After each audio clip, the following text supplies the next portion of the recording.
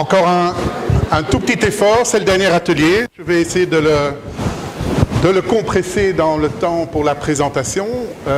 Donc, je vais présenter l'atelier architecture-anthropologie et directement dans la foulée, et on clôturera cette longue matinée par une présentation également très synthétique et très brève de la semaine commune avec Geoffrey. Alors, l'atelier s'appelle architecture et anthropologie. Je fais cet atelier avec Guy Adam, que vous avez déjà croisé dans votre cursus depuis maintenant presque 13 ans, je pense. Et l'atelier est orienté, on va dire, sur 3 axes qui nous paraissent être vraiment la colonne vertébrale de nos intentions et de nos objectifs. Alors, comme le titre l'indique, architecture et anthropologie, le rapport de l'anthropologie à l'architecture est pour nous essentiel afin de pouvoir rencontrer d'autres cultures. Généralement, ce sont des cultures européennes, mais ça permet en tout cas d'avoir un recul suffisant en tant qu'architecte sur une problématique, sur une culture, sur les zones. Donc, la question de l'anthropologie est omniprésente dans l'atelier. Également, cette petite phrase de Mies van der Rohe a tout son sens. Seul importe le comment, pas le que faire. La question de la valeur est la seule qui est décisive. Ça veut dire qu'on aborde ces villes, on les aborde avec des questionnements. Donc ce n'est pas spécialement la réponse qui est importante pour nous, mais c'est le questionnement qui va vous permettre en tant que futur architecte de vous positionner dans la société d'aujourd'hui et évidemment dans la société de demain. Troisième axe important, c'est la question d'anticiper, donc le phénomène d'anticipation. Ça nous paraît être aussi une valeur importante pour vous et pour nous. Ça permet de se projeter dans le temps et donc on est souvent amené à établir des stratégies, des processus, des partis pris qui peuvent être même pensés sur plusieurs dizaines d'années. Autre chose qui perdure depuis ces nombreuses années où on travaille sur le rapport entre l'archi et l'anthropologie, c'est la question des interstices. Alors, les interstices, et on a d'ailleurs remis un titre depuis maintenant 2 ans, donc c'est architecture, anthropologie, l'envers des villes. Les interstices nous paraissent généralement des points très particuliers qui permettent justement de pouvoir intervenir, agir, questionner, quelle que soit finalement la question, puisque quelque part le programme, c'est vous qui allez l'établir sous forme d'une stratégie. Ces interstices, bon, ce sont on va dire des éléments particuliers. Quand on parle de l'envers des villes, c'est tout le monde qu'on ne voit pas, c'est tout ce que l'on ne voit pas, c'est tout ce qui est sous-jacent, tout ce qui va à un moment donné émerger. La friche est vraiment le terrain propice à cela. Alors, cette année, on a abordé la question des zones blanches, qui est en fait sort d'un bouquin de Philippe Vasset, qui a fait un parcours au travers Paris, à Paris, et où il a été, au niveau de la cartographie de Paris, il a été visiter chaque espace qui n'avait pas d'identité, pas de fonction, qui apparaissait être comme des zones blanches. Et donc on a, je vais passer très très vite, ça ce sont tous les projets qui ont été, les questions plutôt, qui ont été posées depuis 2005. Ça permet de cibler chaque fois le point de départ que l'on se donne au niveau de l'atelier. Il y a d'abord eu un lieu particulier ici à Bruxelles, un nœud autoroutier abandonné, l'entrée de l'autoroute d'Anvers sur Bruxelles. On a déjà travaillé à Venise sur la question du projet MOS, qui est un projet, on va dire, hyper technologique pour limiter la montée des eaux dans la lagune de Venise. On a travaillé sur tous les points frontières en Europe, points frontières qui sont pour la plupart des zones désactivées, des zones off, qui peuvent être à un moment donné réactivées suivant l'actualité. On a travaillé sur un mémorial à Malines, mémorial juif. Malines était le lieu de rassemblement de tous les juifs de Belgique avant de partir vers la Pologne et vers l'Allemagne. On a travaillé sur, c'est également un interstice ou une zone blanche, l'absence du cours d'eau, la Seine, à Bruxelles. Donc l'absence était pour nous un point de départ important. On a travaillé sur Louvain-la-Neuve, qui est aussi une ville nouvelle, qui est détachée du sol, et il y a un entre-deux très particulier entre le niveau zéro, le niveau public, et le niveau du sol. Il y a là un entre-deux qui pose question. On a travaillé sur Bucarest qui a subi et continue à subir les modifications de Ceausescu. Donc il y a c'est une ville où il y a des lieux avec d'énormes contrastes.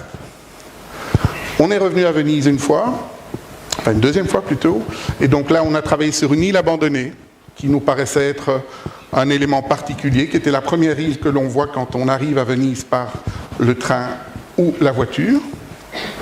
On a travaillé à Valence, en Espagne, sur l'ancien lit d'un fleuve, la Turia, qui a été recouvert suite à des inondations, et également un circuit automobile de Valence, qui est un circuit qui se situe dans un endroit de la ville stratégique et qui est abandonné. On a travaillé sur la Pologne avec une question un petit peu particulière au sujet d'un lotissement de maisons expérimentales de 1929. On a travaillé sur Berlin, évidemment, l'année dernière, qui est pour nous un terrain idéal pour questionner ces zones blanches. Et donc, cette année, on a commencé le premier quadri à définir ce qu'on pouvait entendre comme zone blanche. C'est quoi ? Qu'est-ce que ça peut amener comme réflexion ? Et donc, on a demandé aux étudiants d'établir au premier quadri un atlas des zones blanches. C'est-à-dire qu'ils ont le titre de l'année, c'est Venise zone blanche, un non-lieu réel pour demain. Donc, c'est questionner Venise au travers ces zones blanches qui ont été établies. Alors, pourquoi Venise ? Venise est pour nous un terrain très intéressant pour questionner en fait le rôle de l'architecte dans la société et pour questionner aussi l'urbanité et la pratique urbaine. Je vais aller très très vite également. Venise pose des questions évidemment par rapport à son patrimoine, c'est une ville qui est quelque part figée, un petit peu comme les centres historiques, avec une économie essentiellement liée au tourisme.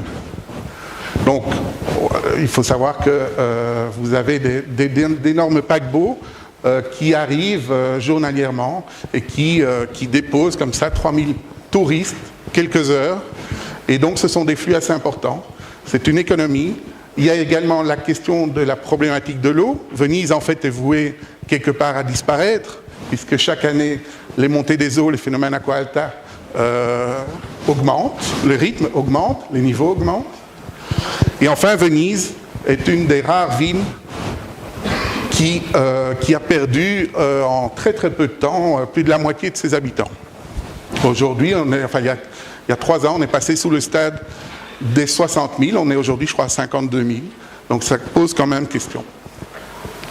Alors ces atlas seront le point de départ du deuxième quadri. Je vais les passer également très très vite pour que vous ayez une idée un petit peu de l'orientation qui est donnée au travers les productions des étudiants.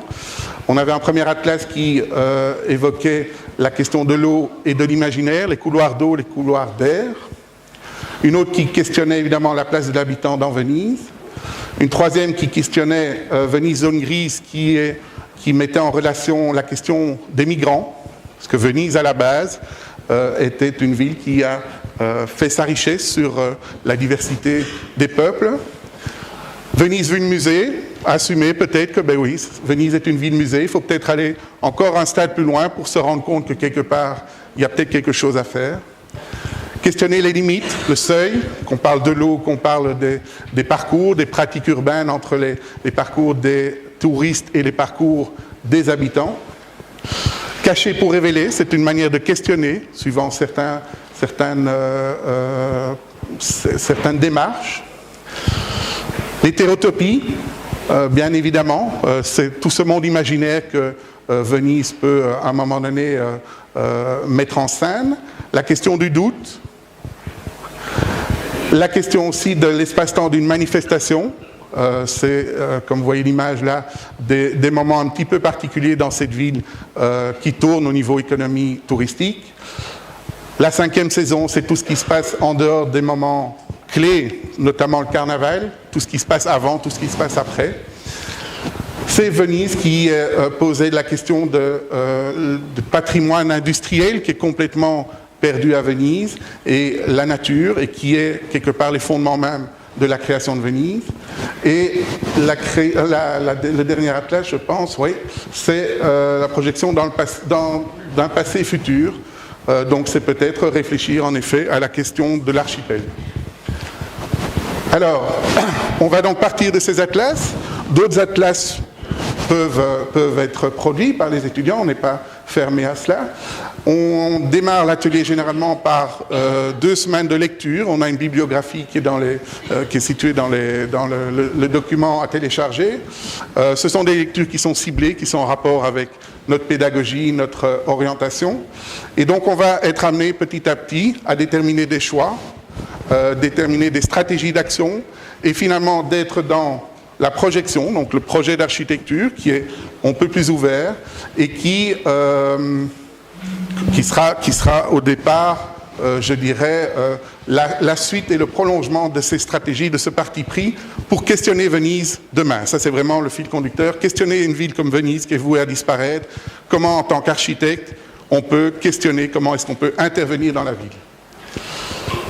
Alors, on a également prévu un voyage qui est un voyage individuel, un voyage d'introspection, donc vous allez le gérer un peu comme vous l'entendez. On l'a planifié début mars. Et la particularité de ce quadrimestre, c'est que nous avons une collaboration avec l'Académie des Beaux-Arts qui souhaitait faire un petit workshop d'une semaine en commun qui se déroulera au mois d'avril. Juste après Pâques, et qui, eux, vont partir également de l'atlas qui a été produit au premier quadri pour poser la question de l'altérité. Et donc, on aura l'occasion de croiser des sculpteurs, des peintres, des graphistes, des designs, des tisseurs, des peintres, tout ce qui fait la richesse de l'académie, et le croisement avec architectes et les arts en général nous paraît être vraiment un moment très intéressant. Voilà, je vous remercie.